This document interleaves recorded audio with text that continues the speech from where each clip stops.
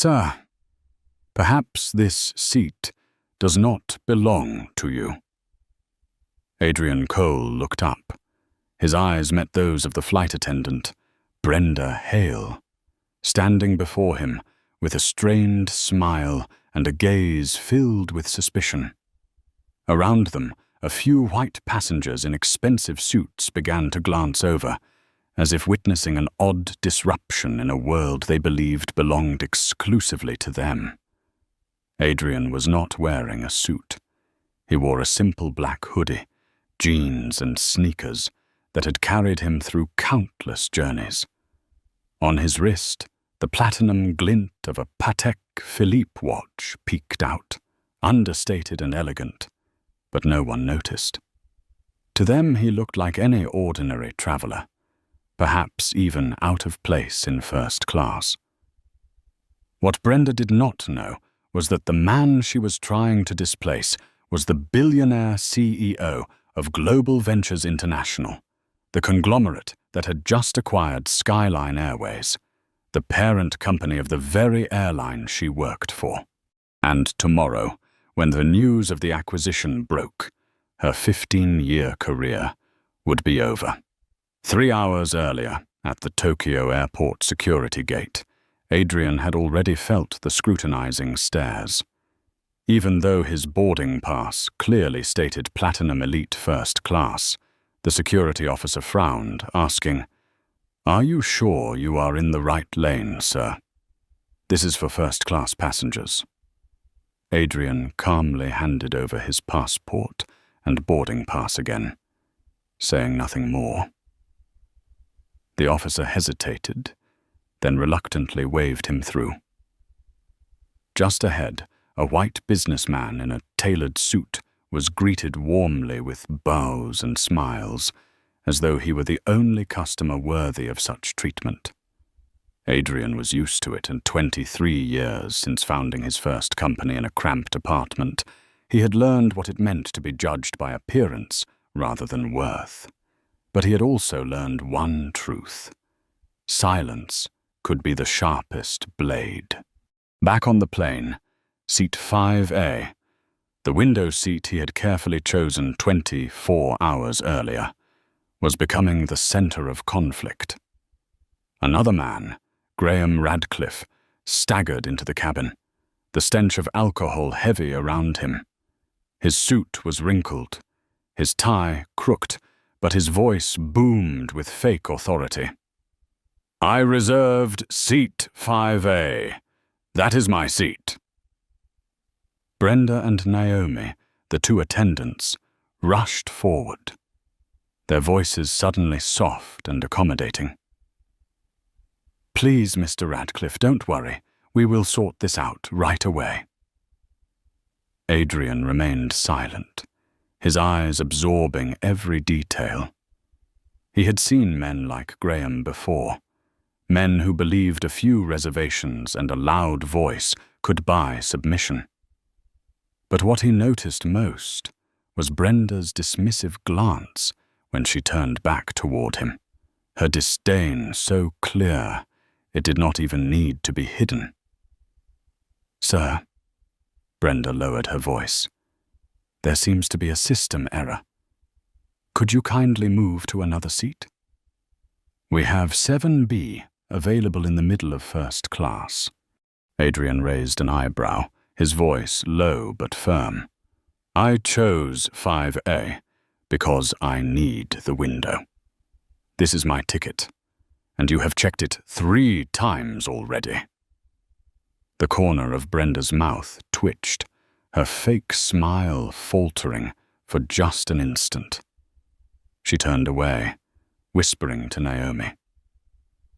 Moments later, the cockpit door opened and First Officer Eric Vaughan stepped out, his voice dripping with authority.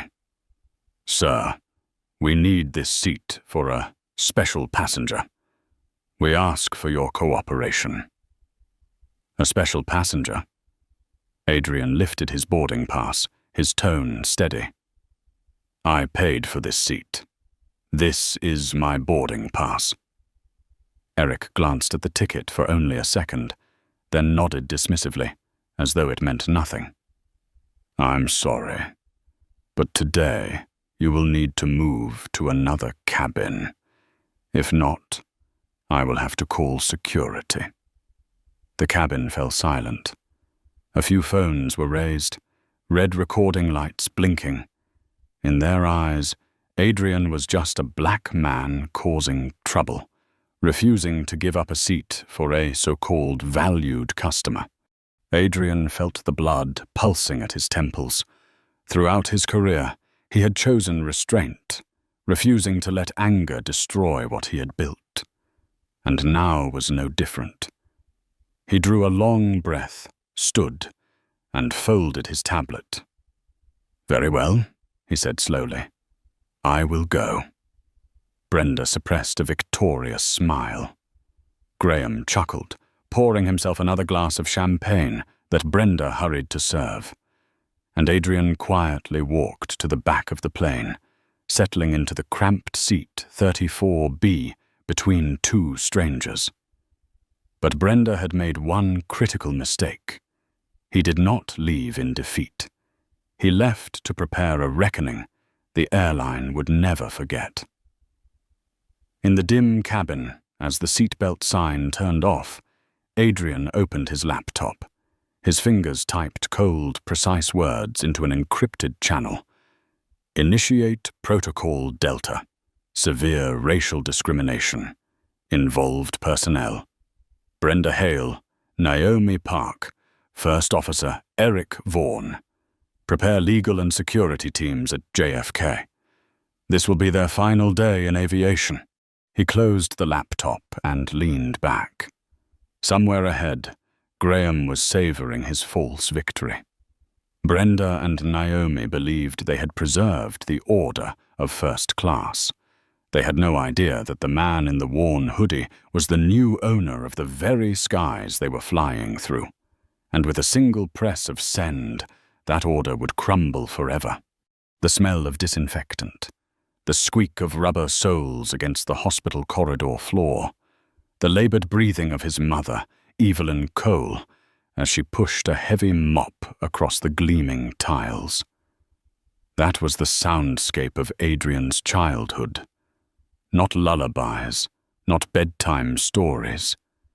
Each dawn began with a 10-year-old boy following his mother to the hospital, cleaning offices, sorting medical waste, then rushing back to school before the morning bell rang.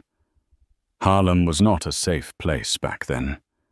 Narrow streets strewn with trash, cheap neon lights, the wail of sirens echoing all night. Every child learned to be tough early. But Adrian was different. His mother taught him that true strength was not in fists or knives hidden in jackets, but in holding on to dignity even when the world tried to grind it away. "Education is the one thing they can never take from you," Evelyn whispered, her eyes burning bright despite the dark circles from sleepless night shifts. Adrian believed her. Believed so much that he accepted falling asleep in class after working 3 odd jobs, delivering newspapers at dawn, washing dishes in the afternoon, mopping the gym floor at night. Every dollar saved went to help his mother pay the utility bills. At 18, Adrian held in his hands an acceptance letter from Columbia University with a full scholarship. Neighbors were shocked, friends stunned. But he knew the real price had been years of exhaustion, calloused hands, and pride that never bent. At Columbia, Adrian was unlike anyone else. In advanced economics, he was the only black student. A professor once accused him of plagiarism because his essay was too strong. "There's no way you wrote this," the man said flatly. Adrian simply handed over his handwritten drafts, proving every idea was his sweat and blood. That suspicion, instead of breaking him, forged armor. Never wait for validation. Let results speak. After graduation, Adrian did not take the safe route. He did not join Wall Street like his peers, nor become an analyst at an investment firm. He rented a tiny apartment in the Bronx, set up an old wooden desk and a wheezing computer, and began typing the first lines of code for his startup. The first 3 years were hell. He slept on the floor, lived on instant noodles and cheap coffee, fueled only by his unshakable belief that one day his product would change how businesses secured their data. Some days he knocked on 20 doors, all closed in his face. But each rejection, each slammed door, only hardened his resolve. By year 5, the name Coltech Systems appeared in a tech magazine for $1 million deal. Adrian was only 27, but already called the man who stepped from Harlem's shadows onto the launch pad. Success followed success. Coltech became the first brick in what would grow into Global Ventures International. From startups, Adrian expanded into fintech, clean energy, logistics, media, and eventually, aviation. In every industry, every deal, he entered as the underestimated outsider and always left with victories that stunned the financial world. By 46, he was one of the most powerful men in America. Fortune, Forbes, and Time ran his portraits in succession. Billion-dollar boardrooms and intercontinental contracts all bore Adrian's mark. But one thing never changed. At Tokyo Airport that morning, when the security officer frowned and asked, "Are you sure this is the first-class lane?" Adrian felt like he was 10 again. The Harlem boy shadowed through a supermarket by a manager, the Columbia student accused of plagiarism, the young entrepreneur mistaken for the assistant of his white CFO. He had climbed to the summit, but could not escape the shadow of bias. And perhaps that was why Adrian chose anonymity on this flight. No suit, no bodyguards, no markers of power, except a platinum watch hidden under the cuff of his hoodie. He wanted to see how the world treated him when no one knew who he was. What did they see? An ordinary man. Someone out of place in first class. A mistake that could be corrected by shoving him into a cramped seat at the back. But that so-called mistake would soon turn into a storm. Adrian pressed himself into seat 34B, knees against the tray table, squeezed between two strangers. The tight space brought back memories. Cramped apartments, packed buses, nights of hunger spent studying under dim yellow light. He drew in a long breath, feeling past and present collide in his chest. And he knew. This was not just an insult. This was an opportunity. An opportunity to prove that human dignity is not a privilege for those with a first-class ticket, but a birthright no one can strip away. Adrian smiled, a cold, steady smile. Because Brenda, Naomi, and Eric had just crossed the wrong man, one who could erase their careers with a single word. The first-class cabin glowed with soft light, sparkling off glasses of champagne. Every passenger wore tailored suits, polished shoes, voices steady and full of confidence. And then there was Adrian, half his face hidden under a plain black hoodie, sitting in silence, a shadow out of place in a picture painted to glorify luxury. Brenda Hale approached, her steps crisp, her face as cold as steel. In her hand was a silver tray, carrying only a glass of water without the coaster given to every other guest. A small gesture, but enough for Adrian to understand the message. You don't belong here. He accepted the glass without a word. His eyes, dark and deep, flashed cold for an instant. Brenda turned quickly away, smiling sweetly at the white gentleman in seat 5B, placing his champagne delicately on a coaster, bowing lower than necessary. More passengers filed in, Japanese, American, a few Korean businessmen, all marked by the right signs, glittering Rolex watches, Armani suits, glossy leather briefcases. None of them were asked to show their boarding pass again. No one except Adrian. Only minutes later, Brenda returned, eyes narrowing. "Sir, may I see your boarding pass once more?" Silently, Adrian handed it over. This was the third time. His expression calm, lips pressed tight.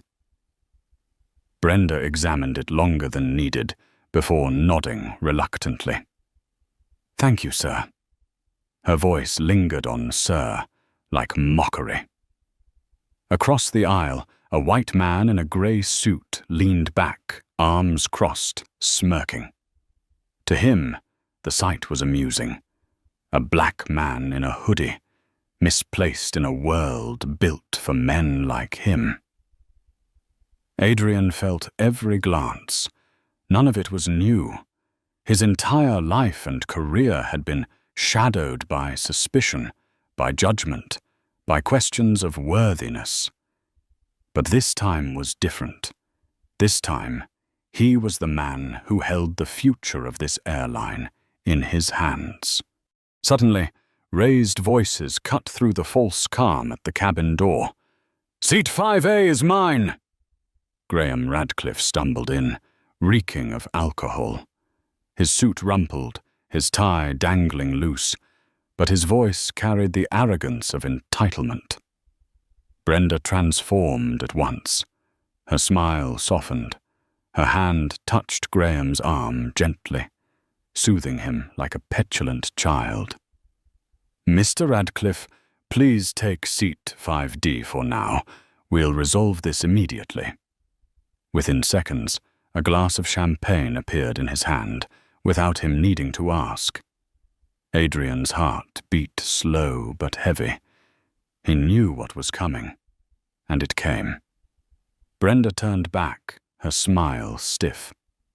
"Mr. Cole, unfortunately, the system made an error. Seat 5A actually belongs to a Diamond member. We ask that you kindly move to another seat." Adrian stared directly into her eyes. "This is the seat I reserved yesterday. This is my boarding pass. You have already confirmed it 3 times. Brenda's face faltered, then hardened. She turned away, whispering to Naomi Park. Naomi hurried into the cockpit. Moments later, First Officer Eric Vaughan emerged, his expression severe, his tone heavy with authority. "Sir, we need your cooperation. Mr. Radcliffe is an important client. If you refuse, we will have to call security." The cabin fell silent. A few phones lit up, cameras already recording. In their eyes, Adrian was just another black man making trouble, refusing to give up a seat to a valued customer. Adrian felt his pulse pounding. A part of him wanted to explode, to shout and rip the mask off the injustice, but he remembered what his mother had taught him, dignity above all. He swallowed hard, rose slowly, lifting his bag. "Fine," he said, voice steady, each word like a hammer. "I will go." Graham laughed loud, tipping back champagne. Brenda smiled faintly, certain she had won. Adrian walked in silence, past business class, past curious stares, down to seat 34B in economy. No room to stretch. knees pressed against the seat in front. The smell of food mixed with the muffled music leaking from a boy's headphones beside him. He sat there, silent, eyes dark. But inside, a storm raged. When Brenda pushed the drinks cart through economy, she spotted him. Her face tightened, then quickly reshaped into a mechanical smile. "What would you like to drink?" "Water." The cold glass tipped, spilling across his thigh. "Oh, sorry." Her voice hollow, a tissue tossed carelessly. Adrian dabbed the wet fabric slowly, still silent. But her whisper to Naomi carried clearly. Does he really think he deserves first class? Probably using someone else's ticket. Naomi giggled. That hoodie? No way he could afford it. A few passengers turned, uneasy, but quickly looked away. No one spoke up. Adrian did not respond. Instead, he opened his laptop. His fingers tapped cold words into an encrypted channel. Skyline Airways, Flight TK447. Severe discrimination. Staff involved: Brenda Hale, Naomi Park, First Officer Eric Vaughan. Legal team to prepare at JFK. Initiate Protocol Delta. He hit send, then opened another file. He began listing times, actions, words. Every detail was evidence. The cabin shook gently as the plane pierced the clouds. And in the cramped darkness of seat 34B, a verdict for the entire system was already being written, high above the sky. The engines hummed steadily. The cabin glowed with soft light, but to Adrian, every moment weighed heavy like a courtroom session. Seat 34B, pressed tight on both sides, his knees jammed into the seat ahead, the air thick with the smell of spilled food and sweat. He was not just a downgraded passenger. He was a witness to a theater of injustice playing out before his eyes. A black woman, around 30, sat in row 36. She pressed the call button, her voice trembling. "Excuse me. May I have another blanket? It's very cold." Naomi appeared, her face professional, but her reply firm. "I'm sorry. Blankets are reserved for premium economy and above." The woman lowered her head in silence. Minutes later, Adrian watched Naomi hand a blanket to a white couple in row 38, also seated in economy. They accepted it with grateful smiles. The woman in 36 bit her lip, turning toward the window. Adrian made a note. Time? 14:10. Black female passenger. Request for blanket denied. White passengers in row 38 received blanket. Nearby, a Muslim family of 4, father, mother, 2 young children, waited for their special halal meals they had pre-ordered. When the food cart rolled past, Brenda shrugged. "Sorry, the kitchen must have forgotten." Adrian frowned. He had seen the halal boxes being loaded before boarding. Where had they gone? As the parents tried to calm their hungry children with dry bread, Brenda carefully placed one of those halal trays in front of a white businessman ahead. Not halal, but that hardly mattered to him. Adrian wrote, 14:25. Muslim family. Special meal denied. Halal meal served to white passenger who did not request it. In row 33, an elderly Asian man held the drink menu, his accent thick. "Orange juice, please." Naomi frowned and shook her head quickly. "No." The old man had no chance to protest before his daughter laid a hand on his arm. eyes cast down.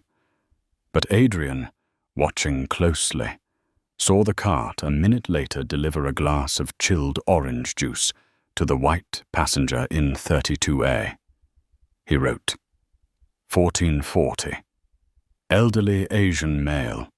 Orange juice request denied. 1 minute later, orange juice given to white passenger. Adrian sighed, a wave of familiar anger rising. Each incident was a shard, fitting together into a picture. This was not error. This was a system. Silent, entrenched, toxic. When Brenda and Naomi dismissed him as just a troublesome man in a hoodie, they did not realize that every move, every word, was being recorded into the report Adrian was building, a report that would bury their careers. The plane jolted softly.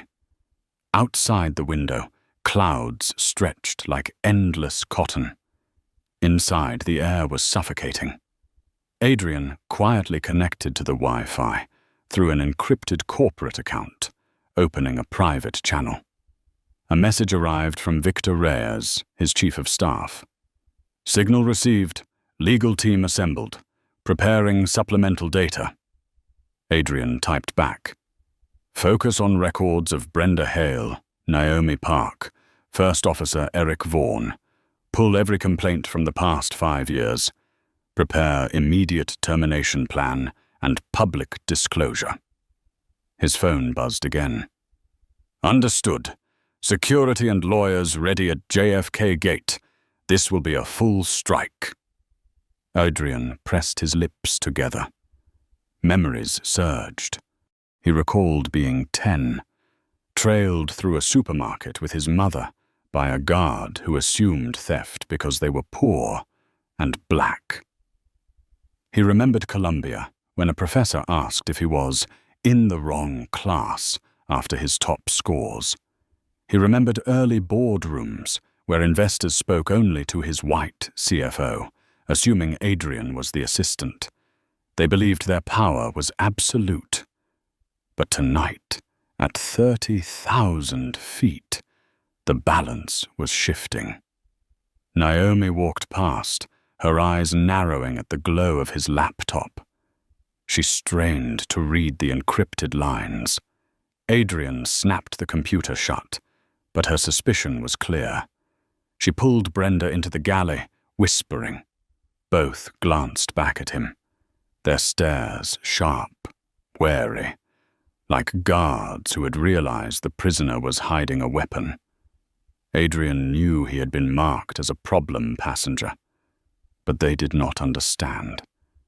He was not filing a complaint for a few thousand miles in compensation. He was writing an indictment, not just for them, but for the entire system. The intercom crackled. We are halfway through our journey. Please sit back and relax. In the cabin, polite smiles passed back and forth. But beneath the surface, Adrian saw the cracks. A service model built on selective treatment, indulging some, dismissing others. A performance held together by false smiles and enforced silence. He typed the final line of his interim report. Preliminary conclusion: systemic discrimination, denial of basic service, selective favoritism, explicit racial bias. Full video evidence and witnesses attached. Recommend immediate deployment of Protocol Delta. Adrian lifted his eyes. Ahead, Graham Radcliffe laughed loudly, raising his 6th glass of champagne. Brenda bowed lower as she refilled his drink, her gaze soft in contrast to the chill she reserved for Adrian. Eric Vaughan passed by, glancing at row 34B with a flash of mocking smirk. Adrian did not respond. He closed his eyes, inhaling deeply. In the cramped cabin, the man in the worn hoodie appeared to sit in silent defeat. But only he knew. He was drafting an indictment powerful enough to shake the foundation of an empire. Tomorrow, when the plane touched down in New York, the balance of power would shift.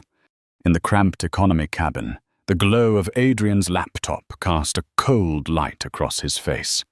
Outside, the night sky stretched endlessly. Inside, files began to unfold. Fragments of evidence Skyline Airways had long buried. Adrian keyed in 3 layers of access codes, then pressed his fingertip to the sensor. Numbers cascaded across the screen as the airline's internal records opened one after another. He was the new owner, though few inside the company knew it. The acquisition had been kept secret, reserved for moments exactly like this. And now he was ready. The first file, Brenda Hale, senior flight attendant, 15 years in the industry, a model employee on paper. But scrolling down, Adrian found 4 official complaints filed within the past year. 3 came from passengers of color, reporting Brenda as rude, dismissive, or outright refusing basic service. The results of each investigation: insufficient evidence, case closed. Adrian struck the enter key hard, blood pounding in his temples. In that instant, he saw his mother again, exhausted from scrubbing hospital floors, only to be ordered around by a white nurse with disdain. The same cycle of contempt, repeating across generations. The second file, Eric Vaughan, first officer. 8 years of experience, yet littered with red marks of warning. 2 disciplinary actions for unprofessional conduct with passengers. Adrian opened the details. Both cases involved first-class customers who were minorities. In each, Eric had failed to verify tickets properly and instead called security to remove the passengers to lower cabins. The matters had been noted, but the punishment was nothing more than a verbal warning. Adrian let out a short, bitter laugh. He had spent decades proving his worth, while men like Eric kept rising with nothing more than a slap on the wrist. The third file, Naomi Park, flight attendant. Fewer direct complaints, but a pattern surfaced. She consistently worked alongside Brenda and Eric. Their names appeared together again and again on high-value international routes. A preferred unit, deliberately grouped. Adrian's eyes narrowed. He dug deeper into the system. A hidden file appeared, labeled Preferred Clients, Internal Use Only. His jaw tightened. This was no official policy. It was a secret list. The VIP list. Hundreds of names. 90% white men, mostly CEOs, politicians, and major investors. Notes spelled it out. Always upgrade if seats available. Always serve champagne. Never recheck boarding passes. Assist with personal luggage. Prioritize window seats. Adrian scrolled further. Another list emerged. The watch list. A chill swept down his spine. This was a blacklist of passengers to monitor. Predominantly people of color, Muslims, or anyone who had previously filed complaints. Notes instructed: check boarding passes multiple times, limit alcohol service, reduce priority whenever possible, report if showing signs of disturbance. Adrian sat still, his heart pounding against his ribs. This was not about a few individuals. This was systemic. A culture designed, maintained, encouraged. Up front, Graham Radcliffe burst out laughing, his voice slurred with alcohol. Now this is first-class service. They know how to treat important people. Brenda bent low, pouring his 7th glass of champagne. Naomi smiled as though Graham were the brightest star in the cabin. Eric stood nearby, casting a glance toward Adrian, then whispered, "Men like him always cause trouble. We should document everything, in case he files a complaint." Adrian heard every word. He smiled, a thin, icy smile, because they were writing their own indictment. He opened his secure line to Victor Reyes. Confirmed. Existence of VIP and watch lists. Run analysis across the last 5 years. Pull demographic data. Compare upgrade rates, complaints and compensation levels. Prepare class action filing if necessary. The reply came like thunder. Understood. Legal and PR teams waiting at JFK. Phase 2 ready. Adrian leaned back, closing his eyes for a moment. In his mind, the images returned. A boy in Harlem trailed by a supermarket guard, his mother scrubbing floors, the skeptical professor, the investor's mocking grin. All of it pressed down on him like weight on his chest. But this time, he would not just endure. This time, he would dismantle the system itself. Behind him, a white passenger muttered under his breath as Brenda snapped at the Muslim family. Probably just those people being difficult again. Adrian opened his eyes, glancing briefly back. The man averted his gaze, pretending not to see. Adrian realized, in this system, there were not only perpetrators. There were countless enablers, complicit in silence. Adrian placed his hands on the keyboard, typing his final note. This is no longer a flight. This is a test for an entire culture. The aircraft pierced through the night sky, leaving a faint trail of light behind. And in the cramped seat of economy, a plan had crystallized. A plan to erase discrimination rooted deep within, and to rebuild a sky of justice from the ashes. The captain's voice came over the intercom. Ladies and gentlemen, we are now landing at John F. Kennedy International Airport, New York. The weather today is sunny, 24 degrees Celsius. Thank you for flying with Skyline Airways. Adrian opened his eyes. His laptop screen had gone dark, but on its drive the evidence sat waiting to be unleashed. He closed it, locked it, his heartbeat steady and heavy, like war drums announcing a battle about to begin. The plane touched the runway with a jolt, the fuselage rattling as the engine slowed. In first class, Graham Radcliffe lounged back, finishing his last drink, leaving bottles scattered across the floor. Brenda and Naomi forced smiles, pretending not to notice the angry stares from passengers who had recorded the earlier incident. Eric Vaughan stole glances toward the back, where Adrian sat unmoving, silent as a shadow. But when the jet rolled into gate B-27, everything would change. The announcement came, "First and business class passengers, please disembark first." Brenda leaned on the words, "first class," her eyes flicking toward Adrian as if to remind him he did not belong among them.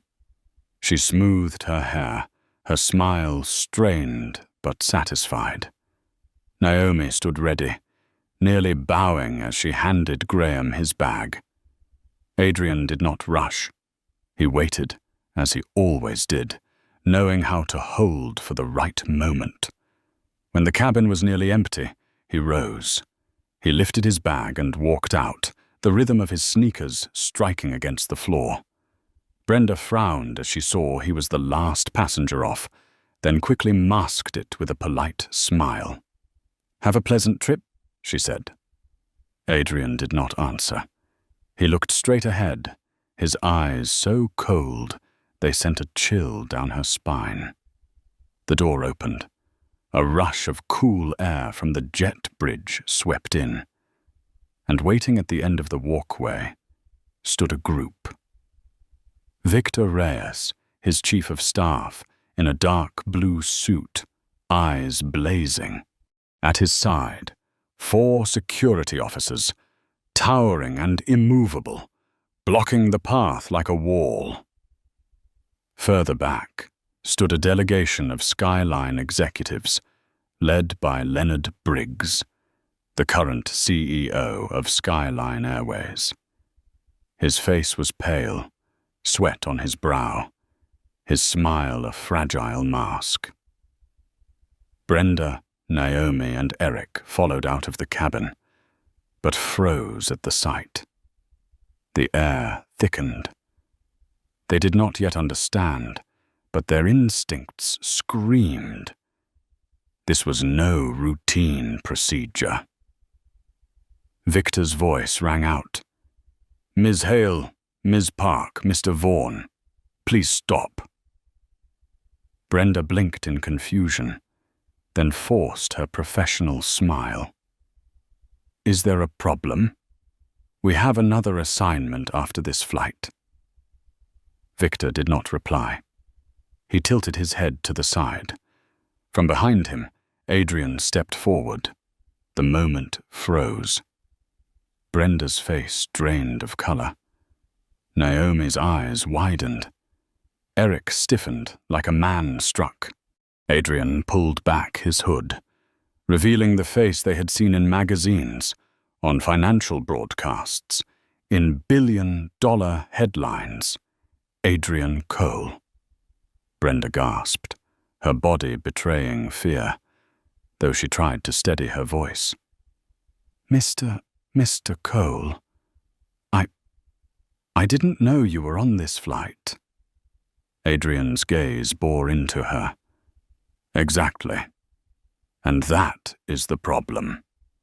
Leonard Briggs scrambled forward, his voice trembling. "Mr. Cole, let me explain. This was surely a misunderstanding, an unfortunate incident."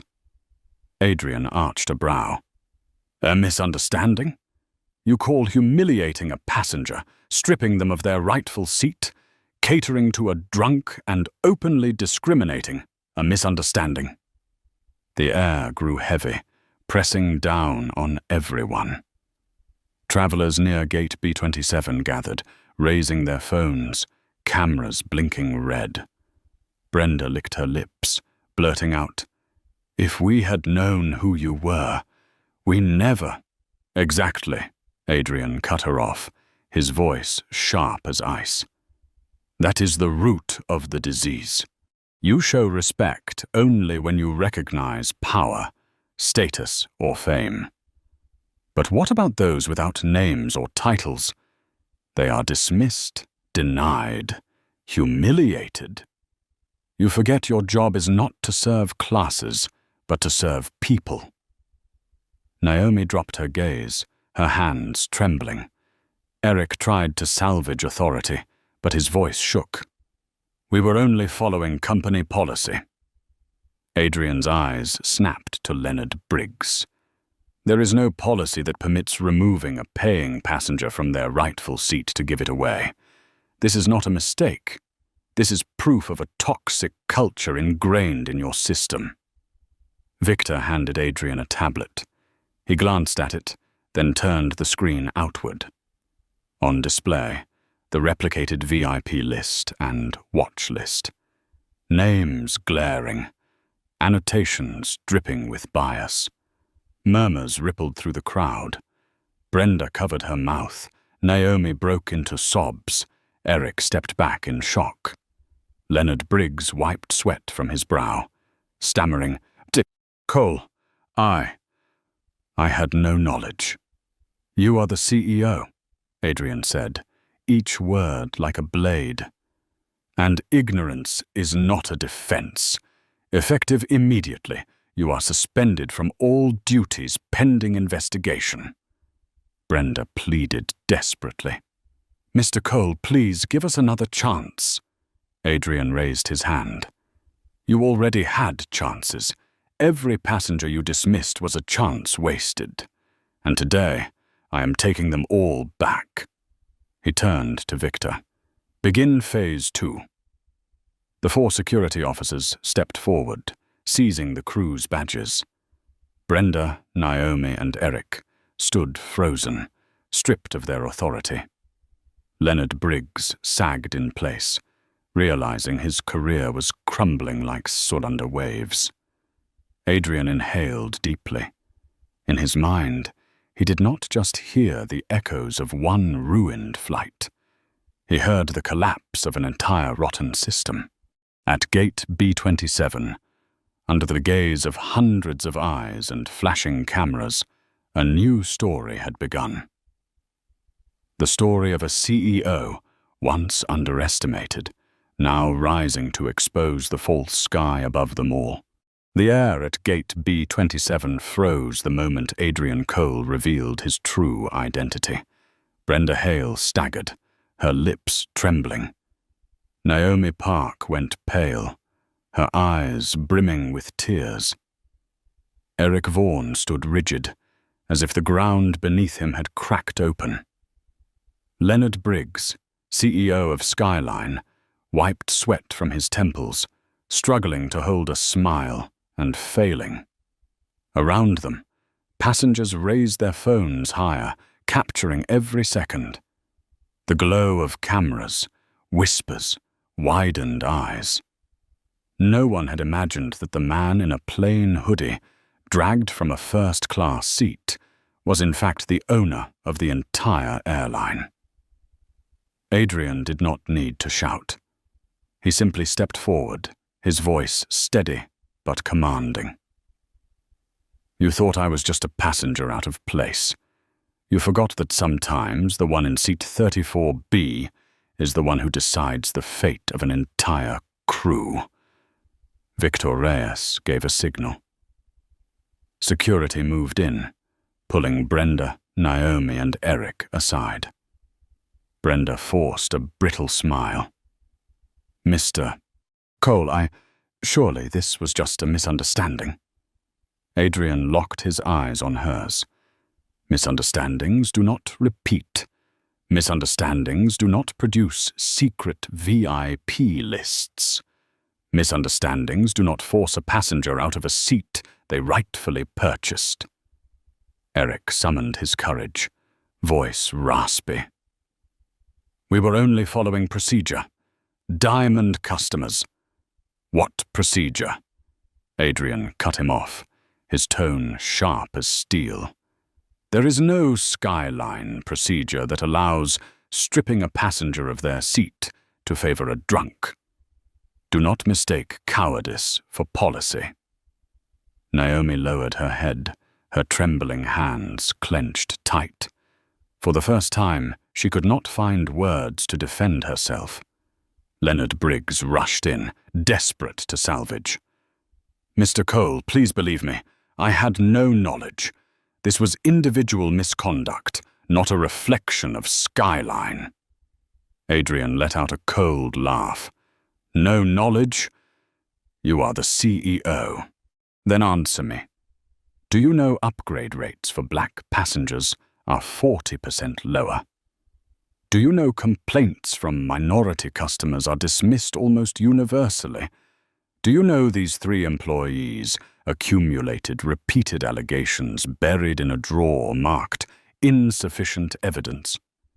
If you did not know, you failed. If you did, you were complicit. Both are unacceptable.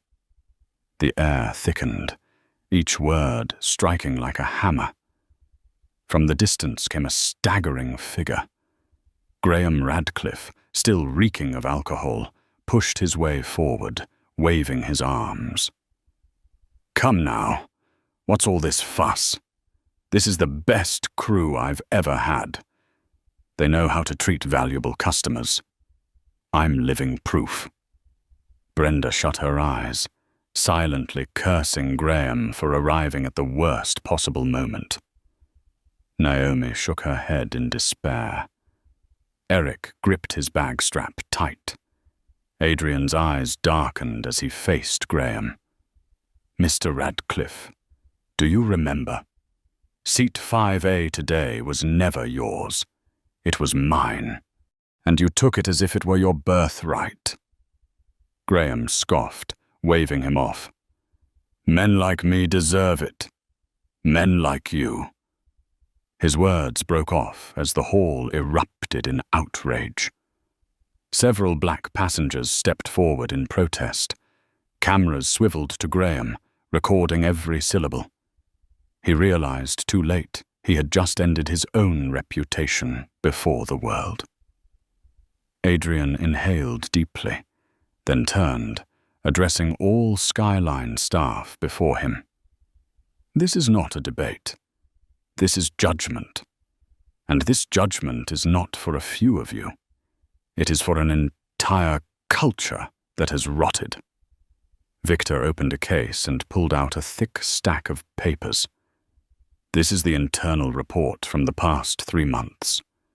200 incidents of discrimination. 27 complaints buried. Evidence of the VIP and watch lists. Everything is ready." Adrian's voice thundered. "You turned service into theater, cabins into trenches of prejudice. But as of today, that ends."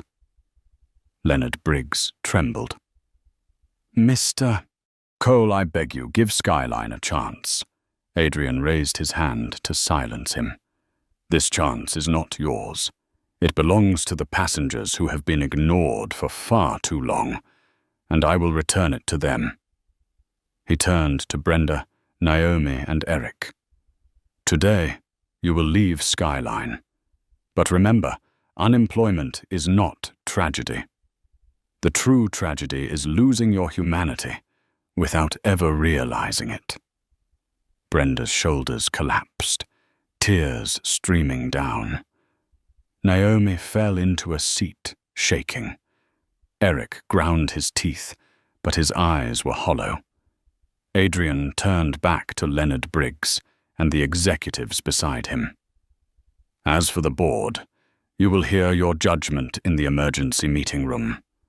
I will not strip you in front of the public, but know this: your grace period is over." Victor gestured. Security escorted the leadership team away, along with the crew. The group moved in tense silence, leaving the passengers stunned. A single clap broke out, then spread like a wave. Not for the chaos, but for the moment justice was laid bare. Adrian walked forward, his sneakers striking firm against the airport floor. He knew every camera was fixed on him, every headline already written. But in his mind, one truth remained. This was not the end. This was only the first step of a complete rebirth. By tomorrow, Skyline would no longer be Skyline, and the skies themselves would change color. The emergency conference room inside JFK Airport's business wing glared with white light. The long oval table, lined with leather chairs, offered no comfort to anyone seated there. The air was dense, heavy like a storm about to break. At the head of the table, Adrian Cole sat upright, his face cold as marble. To his right was Victor Reyes, his chief of staff, a thick dossier stacked before him. Across the table sat Leonard Briggs, CEO of Skyline Airways, alongside 2 senior executives, Patricia Alvarez, the COO, and Daniel Richardson, head of customer experience. They looked like school children dragged to the front of a classroom, fingers interlaced, eyes darting nervously. At the far end, Brenda Hale, Naomi Park, and First Officer Eric Vaughan sat stiff and silent. Naomi's trembling was obvious. Brenda forced a professional smile, but her lips were bloodless. Eric puffed his shoulders in a show of defiance, though his eyes betrayed unease. Adrian began, his voice calm, each word sharp as a blade. Today, a passenger was publicly humiliated, stripped of a first-class seat, and pushed down into economy, while a drunk was indulged like a king. That passenger was me, the CEO of the parent company that owns Skyline. Audible gasps filled the room. Leonard Briggs leaned forward, sweating. Mr. Cole, I sincerely apologize. I never, Adrian cut him off, voice rising, hard as steel. This is not about me. This is about the nameless, powerless passengers who endured the same treatment. And worse, this was not an accident. This was a system. Victor placed a tablet on the table, swiping the screen, projecting onto the wall, the VIP list and the watch list. Silence engulfed the room. Names lit up, annotations of favoritism and prejudice laid bare. Daniel Richardson's breath came short. I had no idea this file existed. Dear God! Adrian slammed his palm against the table, the sound ricocheting. You should have known. You should have... That was your job. He turned his gaze to Brenda, Naomi, Eric. You thought you were simply doing your jobs. But every sneer, every dismissive gesture, every decision to push a passenger to the back was a blade cutting at human dignity. And today, you will answer for it. Victor gave the signal. Security entered, delivering sealed envelopes. Brenda Hale, Naomi Park, Eric Vaughan. Your employment is terminated immediately. All access revoked. The company will not tolerate discrimination. Naomi burst into sobs. I was only following orders. I don't want to lose my job. Adrian looked at her, his eyes not angry now, but heavy with sorrow. Silence in the face of injustice is guilt of its own. If you truly want to change, perhaps you will find a second chance elsewhere. But here, the game is over. Brenda tried to cling on. Mr. Cole, if I had known you were, Adrian struck back. Exactly. You only care if you know who the customer is. That disease is what must be cut out. Leonard Briggs interjected desperately. Mr. Cole, I assure you again, I never directed this. I had no knowledge. Adrian pivoted, eyes slicing into him. And that is your greatest failure. A CEO unaware of the rot in his own company's culture is worse than the perpetrators. From this moment, you are suspended, pending full investigation. Leonard's face drained of all color. Patricia and Daniel bowed their heads in silence. Victor spoke again. In the last 3 months, our audit team documented 200 similar incidents. From denied special meals to forced seat changes, all rooted in the same pattern of bias. We have the data, the videos, the witness accounts. It is indisputable. The room was still, broken only by the scratching of pens on paper. Adrian rose, his voice filling the chamber. Today is not just the end of a few individuals. Today, Skyline Airways is forced to stare into a mirror that shows a face twisted and poisoned. And I, as its owner, will begin the surgery. He locked eyes with each of them, delivering the words like hammer strikes. No more VIP list, no more watch list, no more discrimination. Every passenger, in a suit or a hoodie, black or white, deserves equal respect. From today, this is not a slogan. It is an order. Brenda buried her face in her hands, sobbing. Eric sat frozen, pale as ash.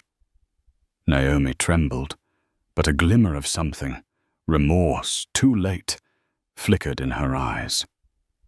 Leonard gasped for breath, gripping his chair, knowing his power had evaporated. Adrian drew a steady breath, his tone dropping but no less firm. You thought you humiliated me when you pulled me from seat 5A. In truth, you gave me the chance to prove that real power is not in champagne flutes or boarding passes. It lies in the ability to change an entire system. And I will.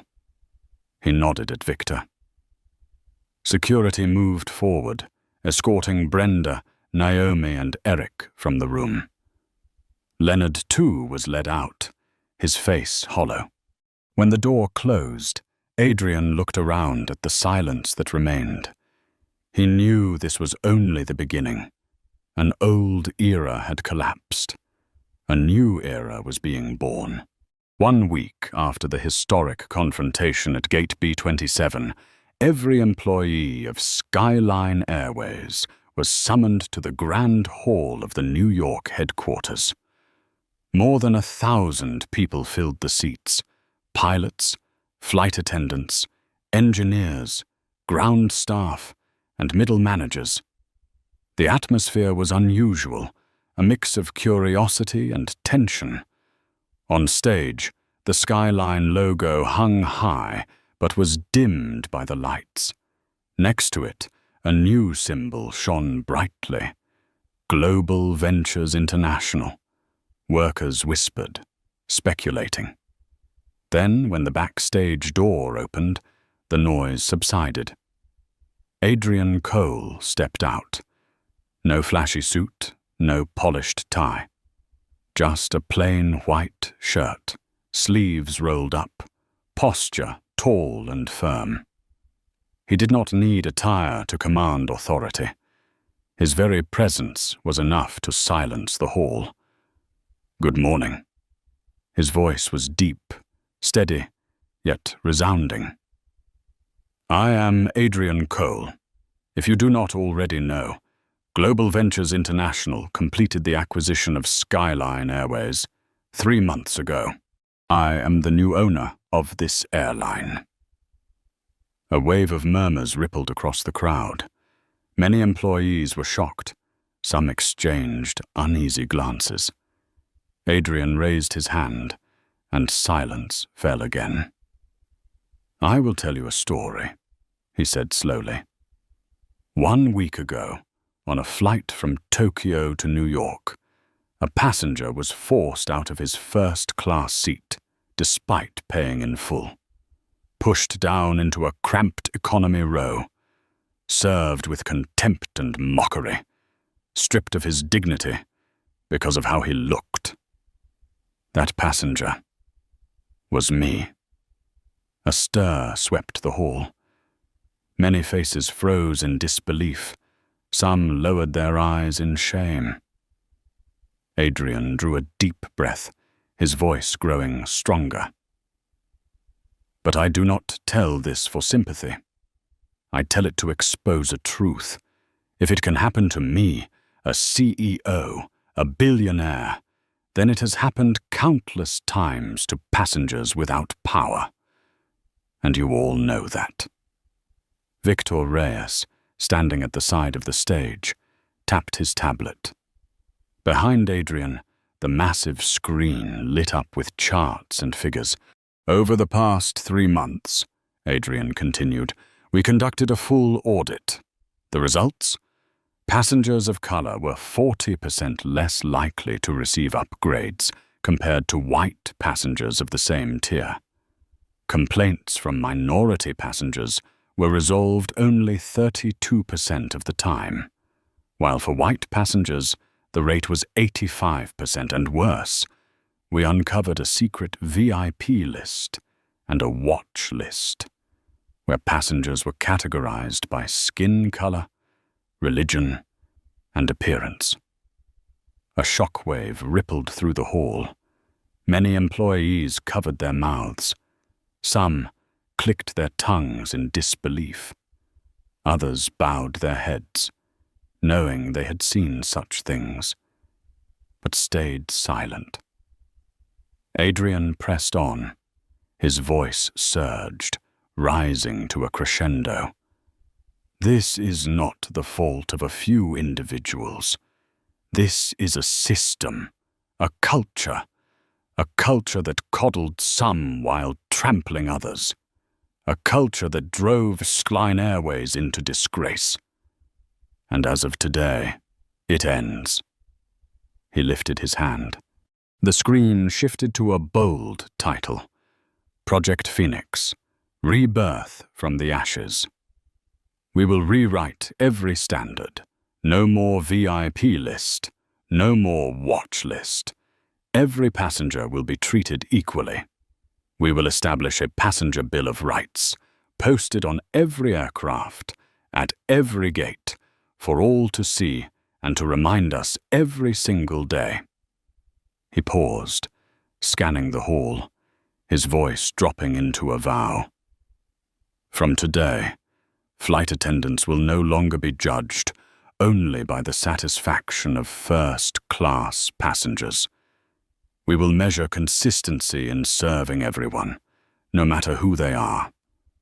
To ensure this, we will deploy random inspections, mystery passengers from every background, and the data will be public. Nothing hidden. Behind him, the screen displayed mandatory bias recognition training, service process monitoring by cameras, and anonymous reporting systems. Adrian stepped down from the podium, moving closer to the audience. He no longer spoke like an executive, but like a storyteller. When I was 10, a supermarket guard followed me and my mother simply because our skin was not white. When I was in college, a professor asked if I was in the wrong class because I scored too high. And last week, when I was already a CEO, they dragged me from first class because they thought I did not belong. This is not just my story. This is the story of millions of passengers. He stopped, eyes blazing. But we have the chance to change, not just to patch policies, but to rebirth the entire system. Skyline will no longer be Skyline. It will become Horizon Global Airways, a new sky where no one is judged unworthy because of appearance or origin. The hall fell silent for a few seconds, then scattered applause began, swelling into a thunderous wave. Many flight attendants wiped tears. Some ground staff nodded, eyes bright as if a weight had been lifted. Adrian raised his hand to quiet them. He knew applause was easy, change was hard. I will not promise this road will be smooth. There will be resistance. There will be doubt. But I promise this. Anyone who chooses to stand with me will help write the next chapter of aviation history. In that moment, the hall was no longer just a workplace. It became the birthplace of a collective vow. And at its center, Adrian Cole.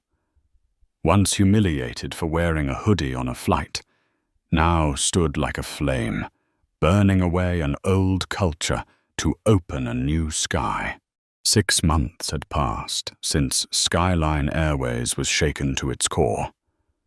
6 months since the confrontation at Gate B27 had turned an entire airline into a public courtroom. And now, a new chapter was beginning. Departure. Gate B27 at JFK, late afternoon. Unlike the weary image of the past, the area was packed with reporters, passengers and staff in new silver, blue uniforms, the logo of Horizon Global Airways glowing bright. The press buzzed, cameras flashing toward a massive banner. Inaugural flight, Horizon Global. Beside it, a wide red ribbon stretched across. The host announced the event, raised a pair of golden scissors, and cut. Cheers erupted. The ribbon fell, and the hall thundered with applause. In the crowd, Adrian Cole wore only a grey jacket and plain jeans.